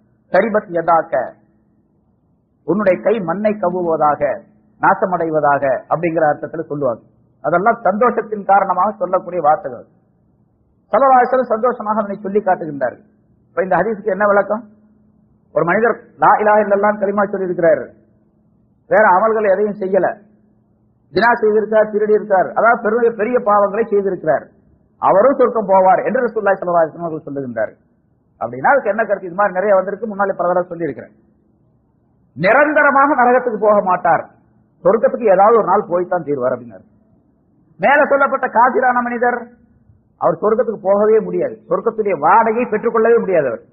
அதே மாதிரி வேண்டுமென்றே கொலை செய்த ஒரு மனிதர், ஒரு மூமினான மனிதரை கொலை செய்தவர், அவர் நிரந்தரமாக நரகத்தில் தான் இருப்பார், சொர்க்கத்துக்கு போகவே மாட்டார் அப்படிங்கிற அர்த்தம். இந்த மனிதர் ஜினா செய்தவர், திருடியவர், பெரும்பாவங்களை செய்தவர் நிரந்தரமாக நரகத்தில் இருக்க மாட்டார், என்னைக்காவது ஒரு நாளைக்கு சொர்க்கம் போவார். அப்ப திருடனுக்காக வேண்டி, ஜினா செய்வதற்காக வேண்டி நரகத்தினுடைய தண்டனை கொஞ்ச நாள் அனுபவிப்பார். அந்த கொஞ்ச நாள்ங்கிறது பல கோடிக்கணக்கான வருஷங்கள். அது கொஞ்ச நாள்ங்கிறது பல கோடிக்கணக்கான வருஷங்கள். ஏன்னா இங்க இருக்கக்கூடிய 1000 வருஷம் சேர்ந்தது அல்லது 50,000 ஆண்டுகள் சேர்ந்தது ஒரு நாள் என்பதாக அல்லாஹ் தஆலா சொல்லுகின்றார் குர்ஆன்ல. கியாமத் நாள்ல அந்த உலகத்துல ஆகிரத்துல ஒரு நாள் என்பது இந்த உலகத்துடைய வருஷத்துல 1000 நாள், 1000 வருஷங்களே அல்ஃபசனா என்று ஒரு இடத்துல, 50 அல்ஃபசனா 50,000 ஆண்டுகள் என்றால் இன்னொரு இடத்துல அல்லாஹ் தஆலா சொல்லுகின்றார். அதனால எது வச்சுக்கிட்டாலும் சரி, அந்த ஒரு நாள் இந்த உலகத்துல பல கோடி ஆண்டுகள், பல ஆயிரக்கணக்கான ஆண்டுகளுக்கு சமமானது என்பதை அல்லாஹ் குறிப்பிடுகின்றார். அதனால நரகத்தில் இருக்க வேண்டிய காலங்கிறது கொஞ்சமல்ல, அது மிக மிக அதிகம். ஸல்லல்லாஹு அலைஹி வஸல்லம் சொன்னார்கள் மற்றொரு தடவை, இரண்டு பொருள்கள் இரண்டை அவசியமாக்கி வைக்கக்கூடியவை. ரெண்டு பொருள்கள், ரெண்டு விஷயங்கள் ரெண்டை அவசியமாக்கி கட்டாயமாக்கி வைக்கக்கூடியவை அப்படின்னு சொன்னாங்க. அப்போ ஒருவர் கேட்டார், மல் மூஜிபத்தானி, அந்த ரெண்டு அவசியமாக்கி வைக்கக்கூடியதுன்னு சொன்னா அது ரெண்டு என்ன அப்படின்னு கேட்டார். ஸல்லல்லாஹு அலைஹி வஸல்லம் சொன்னார்கள், மம் மாத லா யுஷ்ரிகு பில்லாஹி ஷைஆ வஜபத் லஹுல் ஜன்னah.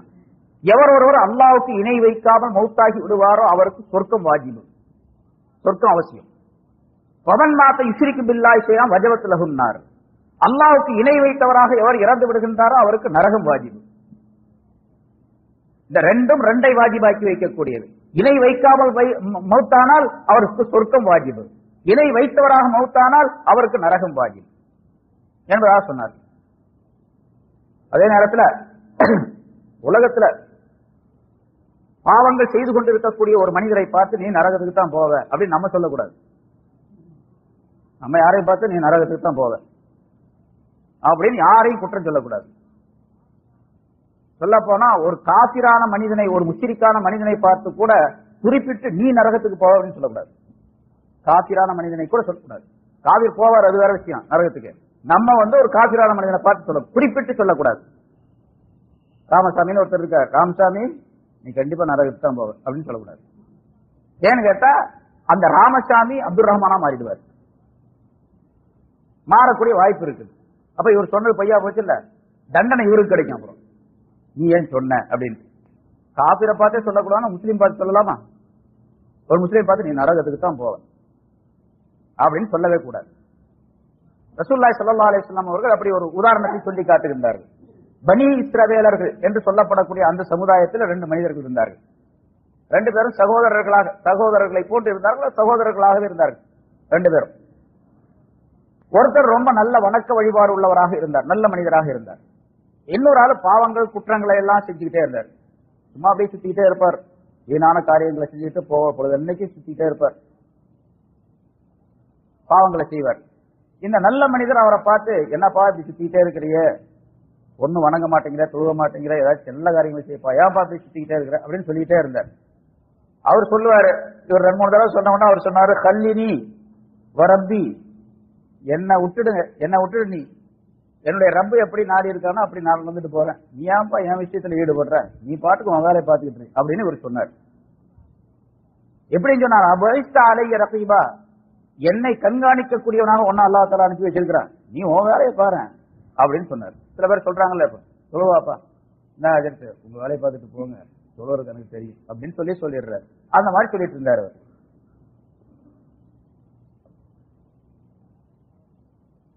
எனக்கு என்ன வாட்ச்மேன் அவ உங்களை போட்டுருக்குது, நீங்க பாட்டு உங்க வேலையை பாருங்க அப்படின்னு அவர் சொன்னார். ரகீப் அப்படின்னா வாட்ச்மேன் அவ உங்களை அனுப்பி வச்சிருக்கிறான் அல்லாஹ் தஆலா, நீ பாட்டுக்கு உங்க வேலையை பாரு எப்படி சொல்லிட்டே இருந்தாரு. பல தடவை சொன்னாரு. ஒரு நாள் ஒரு பெரிய பாவத்தை செய்து கொண்டிருக்கக்கூடிய நேரத்துல அவரை பார்த்துட்டார், பெரிய குற்றத்தை பாவத்தை செய்து கொண்டிருக்காரு. அட பாவி, இந்த மாதிரி செய்கிறிய நீ, எத்தனை தடவை சொன்னாலும் கேட்கவே மாட்டேங்கிற, நீ உன்னை அல்லாஹ் தஆலா மன்னிக்கவே மாட்டான் போ அப்படின்னு சொல்லிட்டு போயிட்டார். உன்னை அல்லாஹ் மன்னிக்கவே மாட்டான் அப்படின்னு சொல்லிட்டு போயிட்டார். 2 பேரும் இறந்துட்டாங்க. 2 பேரும் இறந்த உடனே அல்லாஹ் ரசூலுல்லாஹி ஸல்லல்லாஹு அலைஹி வஸல்லம் சொல்லுகின்றார்கள், மன்னிக்கவே மாட்டான் அப்படின்னு மட்டும் சொல்லல, இன்னொரு அறிவிப்புல உன்னை சொர்க்கத்துக்கே அல்லாஹ் தஆலா போக செய்ய மாட்டான், சொர்க்கத்துக்கே அனுப்ப மாட்டான் அப்படின்னு சொன்னார். 2 பேரும் இறந்த உடனே அல்லாஹ் தஆலா 2 பேருடைய ரூஹுகளையும் ஒன்றாக ஒரு இடத்துல சேகரித்தான், ஒன்றாக நிற்க வைத்தான். இந்த பாவம் செஞ்சுக்கிட்டே இருந்தார் பாருங்க இந்த ஆள், அந்த ஆளுக்கு அல்லாஹ் தஆலா சொன்னா, என்னுடைய ரஹமத்தின் காரணமாக நீ சொர்க்கத்துக்கு போயிடு, என்னுடைய வசத்திலே என்னுடைய பொறுப்பிலே இருக்கக்கூடிய ஒரு விஷயத்தை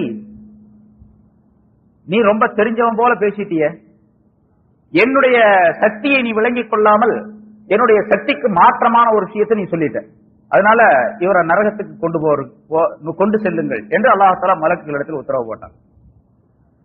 ரசூலுல்லாஹி ஸல்லல்லாஹு அலைஹி வஸல்லம் அவர்கள் சொல்லுகின்றார்கள், வல்லதி நஃப்சு அபுல் காசிம் பியதிஹி, அபுல் காசிம் அதாவது ரசூலுல்லாஹி ஸல்லல்லாஹு அலைஹி வஸல்லம், என்னுடைய உயிர் யார் வசத்தில் இருக்கின்றதோ அந்த ஒருவனின் மீது சத்தியமாக, அந்த மனிதர் இந்த உலகத்தையும் ஆகிரத்தையும் பாழ்படுத்திக் கொள்ளக்கூடிய ஒரு கடுமையான வார்த்தையை சொல்லிவிட்டார், அதன் காரணமாக அவர் நரகத்திற்கு போய்விட்டார் என்பதாக சொன்னார். ஒரு கடுமையான வார்த்தை, அதே ஸல்லல்லாஹு அலைஹி வஸல்லம் தங்கள் மீது சத்தியம் விட்டு சொல்லுகின்றார்கள், அல்லாஹ் மீது சத்தியம் விட்டு சொல்லுகின்றார்கள். துனியாவும் போயிடுச்சு, ஆகிரத்தும் போயிடுச்சு. இருக்கு உலகத்திலையும் பாருங்க, இவர் மாதிரி ஜாலியா சுத்திட்டு இருந்திருக்கலாம், அதுவும் கெட்டு போச்சு. உட்கார்ந்து உட்கார்ந்து வணங்கிட்டே இருந்தாரு பொழுது அன்னைக்கும். சாப்பிடறது இல்ல சரியா, நோன்பு வைக்கிறது, தொழுவது, ராத்திரி எல்லாம் முடிச்சிருக்கிறது, தஹஜ்ஜத் தொழுகிறது, உடம்பை கெடுத்துக்கிட்டாரு. சாப்பாடு இல்ல, அது இல்ல, எந்த விதமான சுகம் இல்ல.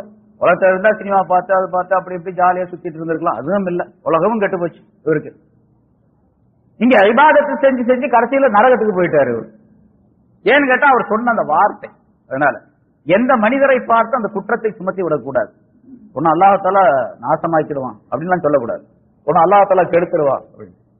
அவன் என்ன கேரண்டி? அல்லாஹ்வுக்கு எனக்கு ரொம்ப ஒப்பந்தம் இருக்குதா, நான் சொல்ற ஆளுக்கெல்லாம் கேளு அப்படின்ட்டு அரசியல் அலைன்ஸ் போட்டுக்கிற மாதிரி 2 பேரும் அலைன்ஸ் பண்ணிட்டு, நான் சொல்ற ஆளு நீ கரெக்டா ஏத்திடணும், அதுல ஏத்தனை இதுல கொண்டு போகும் அப்படின்னு சொல்றதுக்கு அது நடக்காது அல்லாஹ்தாலா இருக்கு. அதனால அல்லாஹ்தாலா உடைய அந்த அச்சம் எல்லா மனிதர்களுக்கும் தேவை என்பதை ரசூலுல்லாஹி ஸல்லல்லாஹு அலைஹி வஸல்லம் சொல்லி காட்டுகின்றார்கள். ஆக இணை வைப்பது என்பது மட்டுமல்ல,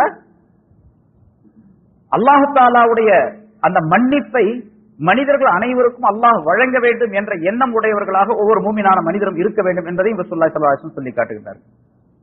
இந்த ஆயத்து இன்னல்லாஹ் லா யக்ஃபிரு அன் யுஷ்ரக பிஹி, அல்லாஹ்தாலா தனக்கு இணை வைக்கப்படுவதை மன்னிக்க மாட்டான், மற்ற குற்றங்களை எல்லாம் அல்லாஹ்தாலா தான் நாடியவர்களுக்கு மன்னித்து விடுவான் என்ற இந்த ஆயத்து இறங்குற வரைக்கும் சஹாபாக்கள் இப்படித்தான் நினைச்சுக்கிட்டு இருந்தாங்க. யாராவது பெரும்பாவம் செஞ்சா அவருக்கு நரகம் தான் கதி, வேற கதியே கிடையாது, சொர்க்கம் போகவே மாட்டார் அப்படின்னு நினைச்சுக்கிட்டு இருந்தாங்க. ஹஜ்ரத் அப்துல்லா இப்னு உமர் ரலியல்லாஹு தஆலா அவர்கள் சொல்லுகின்றார்கள், இந்த ஆயத்து இறங்குறதுக்கு முன்னால் நாங்க இப்படித்தான் நினைத்துக் கொண்டிருந்தோம். எங்களிலே யாராவது ஒருவர் பெரும் பாவம் செய்தவர் இறந்து விட்டால் அவர் நரகவாசி என்றுதான் நாங்கள் நினைத்துக் கொண்டிருந்தோம். இந்த ஆயத்து இறங்கின பிறகுதான் எங்களுக்கு அந்த சந்தேகம் தீர்ந்தது என்பதாக குறிப்பிடுகின்றார். சரி, அதே போல ஒரு மனிதர் இணை வைக்கின்றார். இணை வைத்த பின்னால அந்த இணையை விட்டும் நீங்கி, ஷிர்கை விட்டும் நீங்கி தௌபா செய்கின்றார், அதாவது ஈமான் கொண்டு விடுகின்றார். அந்த ஈமான் கொண்டதின் காரணமாக அவர் இணை வைத்த அந்த குற்றங்கள் எல்லாம் முழுமையாக மன்னிக்கப்பட்டுவிடும். ஆக கலிமா, அந்த கலிமாவுக்கு அவ்வளவு பவர்ஃபுல்லான நிலை இருக்கின்றது. அதனால அடிக்கடி இந்த கலிமாவை சொல்லிக் கொண்டே இருக்க வேண்டும். ஜத்திது ஈமானுக்கும் பிகௌலி லா இலாஹ இல்லல்லாஹ், லா இலாஹ இல்லல்லாஹ் என்ற கலிமாவின் மூலமாக உங்களுடைய ஈமானை புதுப்பித்துக் கொண்டே இருங்கள் என்பதாக சொல்லுகின்றார். அடிக்கடி அந்த அஷ்ஹது அன் லா இலாஹ இல்லல்லாஹ் ஷஹாதத் கலிமாவை சொல்லி சொல்லி நான் இப்போ இதுவரைக்கும் பாவங்கள் செஞ்சு இப்பதான் புதுசா இஸ்லாம் ஆயிருக்கிறேன் அப்படிங்கிற எண்ணத்தோடு இருக்கும். ஒவ்வொரு நேரமும் இப்பதான் புதுசா இஸ்லாம் ஆகிறேன், இப்பதான் புதுசா இஸ்லாம் ஆகிறேன், இப்பதான் புதுசா. ஏன்னா இஸ்லாம், ஒரு மனிதன் இஸ்லாம் ஆகக்கூடிய அந்த நேரம் புனிதமான நேரம். இஸ்லாம் ஆகக்கூடிய நேரம் பாவங்கள் எல்லாம் அழிக்கப்படக்கூடிய நேரம். அந்த நேரத்துல மவுத் வந்துச்சுன்னு சொன்னா சொர்க்கத்துக்கு போகக்கூடிய நிலை ஏற்பட்டு. அதனால சில பேர் தொழுகைக்கு தக்பீர் கட்டும் போதும் கூட தக்பீர் கட்டுறதுக்கு முன்னால, அது சட்ட சம்பந்தப்பட்ட விஷயம் அல்ல, இது ஞானம் சம்பந்தப்பட்ட விஷயம். தக்பீர் கட்டுறதுக்கு முன்னால அஷ்ஹது அல்லா இலாஹ இல்லல்லாஹ் அஷ்ஹது அன்ன முஹம்மதுர் ரசூலுல்லாஹ் என்ற கலிமாவை சொல்லிக் கொண்டு பிறகு தக்பீர் கட்டுங்கள். ஏன்னா தக்பீர் கட்டும் போது, தக்பீர் கட்டினால் தொழுகைக்கு போயிட்டார்னு அர்த்தம், அதாவது இபாதத்தில் ஈடுபட்டு விட்டார். அந்த தொழுகைக்கு முன்னாலேயே தௌபா செய்து கொள்ள வேண்டும். தௌபா செய்வதற்கு சிறந்த வழி என்னன்னு கலிமா சொல்றது. கலிமா சொல்லிட்டா முன்னாள் பாவங்கள் எல்லாம் அழிக்கப்பட்டு போய், இப்ப புதுசா இஸ்லாத்துல வந்திருக்கிறேன் அப்படின்னு அர்த்தம். இப்பதான் இஸ்லாம் ஆயிருக்கு, இப்பதான் ஃபர்ஸ்ட் தொழுக போறேன் அப்படின்னு. அதனாலதான் ஃபுகஹாக்கள் எழுதி வைத்திருக்கின்றார்கள். ஹதீஸ்ல சொல்லப்பட்ட ஸல்லல்லாஹு அலைஹி வஸல்லம் ஹதீஸ்லே சொல்லுகின்றார்கள், ஒரு மனிதர் ஒலு செய்த உடனே அஷ்ஹது அன் லா இலாஹ இல்லல்லாஹ் அஷ்ஹது அன்ன வஹ்தஹு லா ஷரீக லஹ் வ அஷ்ஹது அன்ன முஹம்மதுர் ரசூலுல்லாஹ் என்று சொல்லி இந்த கலிமாவை சொல்லி பிறகு அல்லாஹும்ம ஜஅல்னி மினத் தவ்வாபீன வ ஜஅல்னி மினல் முத்தத்தஹிரீன் என்ற இந்த வார்த்தையை சொல்லிக் கொள்வாரேயானால், அதாவது அல்லாஹும்ம ஜஅல்னி மினத் தவ்வாபீன, யா அல்லாஹ் என்னை தௌபா செய்யக்கூடியவர்களில் ஒருவனாக ஆக்கி வைப்பாயாக, பரிசுத்தவான்களில் ஒருவனாக என்னை ஆக்கி வைப்பாயாக என்று இந்த துஆவை செய்தால் சொர்க்கத்தினுடைய 8 வாசல்களும் திறக்கப்படுகின்றன அவருக்காக வேண்டி என்று ரசூலுல்லாஹி ஸல்லல்லாஹு அலைஹி வஸல்லம் சொல்றாங்க. அப்ப அந்த கலிமாவுடைய பவர் எவ்வளவுன்னு கேட்டா, உடனடியாக பாவங்களை எல்லாம் அழித்து புது மனிதனாக, தூய்மையான மனிதனாக, சுத்தமான மனிதனாக அவனை மாற்றி விடுகின்றான். ஒலி செஞ்ச உடனே இதை சொல்லிட்டு பிறகு தொழுக வர்றார், தொழுது முடித்த உடனே எல்லா பாவங்களும் இல்லாதவராக ஆகிவிடுகிறார். அதனால இனிமேல் பாவங்கள இல்ல, இனிமேல் புதுசா செஞ்சுக்கலாம் அப்படின்னு நினைக்க கூடாது. பாவம் இருக்கிறதாகவே நினைக்கணும். ஒரு மூமினான மனிதனுடைய இலக்கணமே என்னன்னு கேட்டா, எத்தனை தடவை தௌபா செஞ்சாலும் சரி, எத்தனை தடவை கலிமா சொன்னாலும் சரி, இன்னும் நான் பாவத்துலதான் இருக்கிறேன் அப்படின்னு நினைச்சுக்கிட்டா இருக்கு. அதனால பாவம்லாம் போயிடுச்சு, இனிமேல் நம்ம எப்படி வேணாலும் இருக்கலாம் அப்படிங்கிற மாதிரி நினைக்க கூடாது. அதையும் முன்னால சொல்லிடுறோம், ஒரு மூமினான மனிதன் ஒரு பாவத்தை செய்துவிட்டால் அவனுடைய தலைக்கு மேல ஒரு பெரிய மலை இருப்பதை போன்று அவன் நினைப்பான். அந்த மலை நம்ம மேல உழுந்து நசுக்க போகுது நம்மள என்று நினைத்துக் கொண்டிருப்பார். அதாவது தன்னுடைய சின்ன பாவம் சாதாரணமான ஒரு மக்ரூஹான சின்ன குற்றம். அந்த குற்றத்தை ஒரு பெரிய மலையை போன்று நினைத்துக் கொண்டிருப்பார். ஒரு முனாஃபிகான மனிதன் ஒரு பெரிய பாவத்தை செய்துவிட்டு தன்னுடைய மூக்கின் மீது உட்காரக்கூடிய ஈயை போன்று அப்படி தட்டிட்டு போயிடுவான். லேசா நினைப்பாங்க. பாவத்தை செய்துவிட்டு அதை அலட்சியமாக லேசாக நினைக்கக்கூடிய மனப்பான்மை ஒரு மனிதனுக்கு ஏற்பட்டால் அவனிடத்தில் ஈமான் சரியில்லை என்று அர்த்தம். சின்ன பாவத்தை செய்துவிட்டு அது பெரிய மலையை போன்றது என்பதாக கவலைப்படக்கூடிய சூழ்நிலை ஏற்பட்டால் ஈமான் நிரப்பமாக இருக்குதுன்னு அர்த்தம். இதையெல்லாம் அல்லாஹ் தஆலா இந்த ஆயத்தின் மூலமாக அவருக்கு தெரிவிக்கின்றார். என் அல்லாஹ் லா யக்ஃபிரு அன் யுஷ்ரக பிஹி வ யக்ஃபிரு மா தூன ஸாலிக லிமன் யஷா. இங்கேயும் கூட அல்லாஹ் தஆலா தனக்கு இணை வைக்கப்படுவதை மன்னிக்கவே மாட்டான். அது அல்லாத பாவங்களை தான் நாடியவருக்கு மன்னிச்சிடுவான் அப்படின்னு தான் சொல்றான் அல்லாஹ் தஆலா. யாருக்கு அவன் நாட்டம் இருக்குன்னு யாருக்கு தெரியும்? அவனுடைய நாட்டம் யாரின் மீது இருக்குன்னு தெரியாது. உஹது போர்க்களத்திலே ரசூலுல்லாஹி ஸல்லல்லாஹு அலைஹி வஸல்லம் அவருடைய பெரிய தந்தை ஹம்ஸா ரலியல்லாஹு தஆலா அன்ஹு அவர்களை கொலை செய்து அவர்களை ஷஹீதாக்கி அந்த ஹிந்தா என்ற பெண்மணி அவருடைய வயிற்றை கிழித்து ஈரலை எடுத்து வாயிலே வைத்து கடித்து சுவைத்து துப்பி ஒரு பாட்டு பாடி அவருடைய வெறியை தீர்த்துக் கொண்டாள் அந்த பெண்மணி. அந்த வஹ்ஷி என்பவர் அந்த ஹிந்தா என்ற பெண்மணியால் பணம் கொடுக்கப்பட்டு போரிலே ஹம்ஸா ரலியல்லாஹு தஆலா அவர்களை கொலை செய்ய வேண்டும், ஷஹீதாக்க வேண்டும் என்பதற்காக வேண்டிய நியமனம் செய்யப்பட்டால்.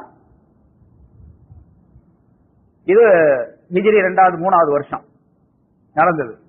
ஹிஜ்ரி 8வது வருஷம் மக்கா வெற்றியாகிவிட்டது. இப்ப மக்கள் எல்லாம் சரணடைகின்றார்கள். ரசூலுல்லாஹி ஸல்லல்லாஹு அலைஹி வஸல்லம் அவர்களிடத்துல வந்து சரணடைந்தார்கள். இந்த வஹ்ஷி என்ற மனிதனுக்கு பயம். நம்மளை பார்த்தாங்க ரசூலுல்லாஹி ஸல்லல்லாஹு அலைஹி வஸல்லம் நான் இருக்கிறதா தெரிஞ்சிட்டு ஹம்ஸா ரலியல்லாஹு நான் எப்படி ஷஹீதாக்கணும் அதை போல நம்மள ஆக்கிடுவாங்க. ஏன்னா இப்ப அந்த அரபு நாட்டுக்கு முழுமையான அதிகாரம் பெற்ற அதிபதியாக ரசூலுல்லாஹி ஸல்லல்லாஹு அலைஹி வஸல்லம் இருக்கிறாங்க. காபாவுடைய சாவி அவர்களுடைய கையிலே, அந்த நாட்டுடைய ஆட்சி அவர்களுடைய கையிலே, மக்கள் எல்லாம் அவர்களுக்கு கட்டுப்பட்டு நடக்க வேண்டிய ஒரு மாமன்னராக ரசூலுல்லாஹி ஸல்லல்லாஹு அலைஹி வஸல்லம் திகழ்ந்து கொண்டிருக்கின்றார்கள். அந்த நேரத்தில் இப்ப எல்லா அதிகாரம் இருக்குது. என்ன பார்த்தாங்க விட்டு போடுவாங்க என்று சொல்லி கவலைப்பட்டார் அந்த வஹ்ஷி என்பவர். கவலைப்பட்டு ரசூலுல்லாஹி ஸல்லல்லாஹு அலைஹி வஸல்லம் அவர்களுக்கு ஒரு ஆள் மூலமாக ஒரு செய்தி அனுப்புறார். இந்த மாதிரி இஸ்லாத்துக்கு வரலான்னு தான் நான் நினைக்கிறேன். தன்னுடைய பேரை சொல்லாம பொதுவாக இஸ்லாத்தில் இல்லாத ஒரு மனிதர், முஷ்ரிக்காக இருக்கக்கூடிய ஒரு மனிதர் இஸ்லாத்துக்கு வரலாம் அப்படின்னு நான் நினைக்கிறேன். ஆனா அல்லாஹ் தஆலா குர்ஆன்ல சொல்றான், வல்லதீன் லா யதுஊன மஅல்லாஹி இலாஹன் ஆகர என்று தொடங்கக்கூடிய அந்த ஆயத்தினுடைய தொடரில் யார் அல்லாஹை தவிர வேறு தெய்வத்தை தெய்வமாக ஆக்கி கொண்டு வணங்கி கொண்டிருக்கின்றார்களோ அப்படிப்பட்ட மனிதர்களுக்கெல்லாம் மன்னிப்பு கிடைக்காது என்று அல்லாஹ் தஆலா சொல்லி இருக்கிறான். அதே போல விபச்சாரம் புரிவது, கொலை செய்வது இதுவெல்லாம் கடுமையான குற்றம், அதற்குரிய தண்டனை நரகத்தில் உண்டு என்று அல்லாஹ் தஆலா சொல்லுகின்றான். அது ஆயத்துடைய தொடரில் நீண்ட விளக்கங்களை பல விதமான குற்றங்களை சொல்லி இதெல்லாம் தண்டனைக்குரிய குற்றங்கள் என்பதாக சொல்லி கடுமையான தண்டனையை சொல்லி காட்டுகின்றான். இப்ப நான் அந்த லெட்டர்ல அவர் எழுதுறாரு, நான் இங்க இந்த ஆயத்துல சொல்லப்பட்ட எல்லா குற்றத்தையும் நான் செஞ்சிருக்கிறேன். ஷிர்க் வச்சிருக்கிறேன், ஜினா செய்திருக்கிறேன், கொலை செய்திருக்கின்றேன், கள் குடித்திருக்கின்றேன், இப்படி பலவிதமான குற்றங்களை நான் செய்திருக்கின்றேன். அப்படி இருக்கும்போது எனக்கு எப்படி மன்னிப்பு கிடைக்கும், எப்படி நான் இஸ்லாத்துக்கு வர்றது, எனக்கு தயக்கமா இருக்கு அப்படின்னு சொல்லி அதில் எழுதினார். உடனே ஒரு ஆயத்தை அல்லாஹ் தஆலா இறக்கி வச்ச அந்த தொடரிலே, அந்த ஆயத்திலே தொடரில் இருக்குது, இல்லாமன் தாபவ ஆமனவ அமில அவலன் சாலிஹா, யார் தௌபா செய்து ஈமான் சரியாக ஈமான் கொண்டு நல்ல அமல்களை செய்து கொண்டிருக்கின்றார்களோ அவர்களை தவிர அவர்களுக்கு மன்னிப்பு கிடைக்கும் அல்லாஹ் தஆலா சொன்னார். இந்த ஆயத்து உடனே அவருக்கு சொல்லப்பட்டது. இந்த மாதிரி இந்த ஆயத்து இருக்கின்றது, தௌபா செஞ்சா அல்லாஹ் தஆலா மன்னிக்கிறதாக சொல்றா அப்படின்னு சொல்லி அவர் உடனே திருப்பி சொல்லி அனுப்பினாரு. ஆனா வஹ்ஷி என்பவர் தான் அப்படி சொல்லி இருப்பாருன்னு தெரியாது ரசூலுல்லாஹி ஸல்லல்லாஹு அலைஹி வஸல்லம். இந்த ஆயத்து இருக்கு சரிதான், இருந்தாலும் இது கடுமையான ஷர்த், கடுமையான நிபந்தனையா இருக்குது. தௌபா செய்யணும், ஈமான் கொள்ளணும், நல்ல அமல்களை செய்யணும் அப்படின்லாம் நிபந்தனை இருக்குது. இதெல்லாம் என்னால செய்ய முடியுமா முடியாதா அப்படின்னு எனக்கு சந்தேகமா இருக்கு. அதனால இந்த ஆயத்தை பத்தி எனக்கு நம்பிக்கை இல்லை, இந்த மாதிரி செய்வேன்னு நம்பிக்கை இல்லை. அடுத்த ஆயத்தை அல்லாஹ் தஆலா இறக்குனான். உடனே வேற ஒரு ஆயத்து வந்தது, இன்னல்லாஹ லா யக்ஃபிரு அன் யுஷ்ரக பிஹி வ யக்ஃபிரு மா தூன ஸாலிக லிமன் யஷா அப்படின்னு இந்த ஆயத்து வந்துச்சு. நிச்சயமா அல்லாஹ் தஆலா தனக்கு இணை வைக்கப்படுவதை மன்னிக்க மாட்டான், மற்ற எல்லா பாவங்களையும் மன்னித்திடுவான், லிமன் யஷா நாடியவருக்கு மன்னித்திடுவான் அப்படின்னு சொல்லி வந்து இந்த ஆயத்தை சொல்லி அனுப்புனாங்க ரசூலுல்லாஹி ஸல்லல்லாஹு அலைஹி வஸல்லம். அதை கேட்டவன அவன் சொன்ன நாடியவருக்கு மன்னிப்புன்னு சொன்னான். அல்லாஹ்வுடைய நாட்டத்தில் நான் இருக்கிறேன்னா எனக்கு எப்படி தெரியும்? அதனால எனக்கு இதுவும் சந்தேகத்துக்குரியதுதான் அப்படின்னு சொல்லி அனுப்புறாரு. அடுத்த அல்லாஹ் தஆலா ஒரு ஆயத்தை இறக்கினான்.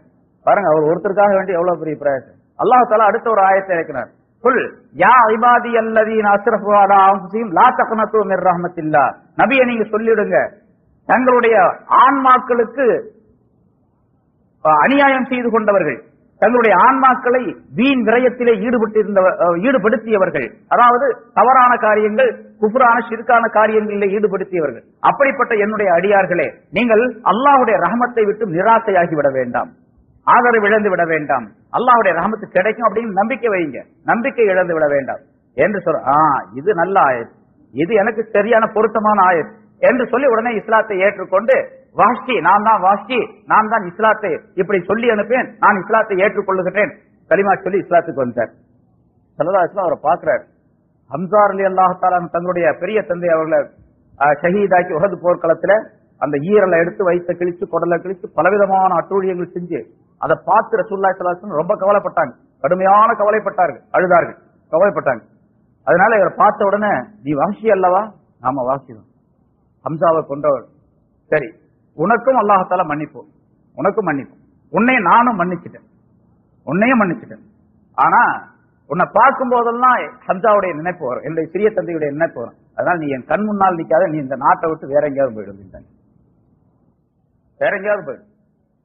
இந்த ஆயத்து இன்னல்லாஹ் லா யக்ஃபிரு அன் யுஷ்ரக பிஹி வ யக்ஃபிரு மா தூன ஸாலிக என்பது வஹ்ஷியுடைய விஷயத்தில் அருளப்பட்டது என்பதாகவும் மற்றொரு கருத்து சொல்லப்பட்டு இருக்கின்றது.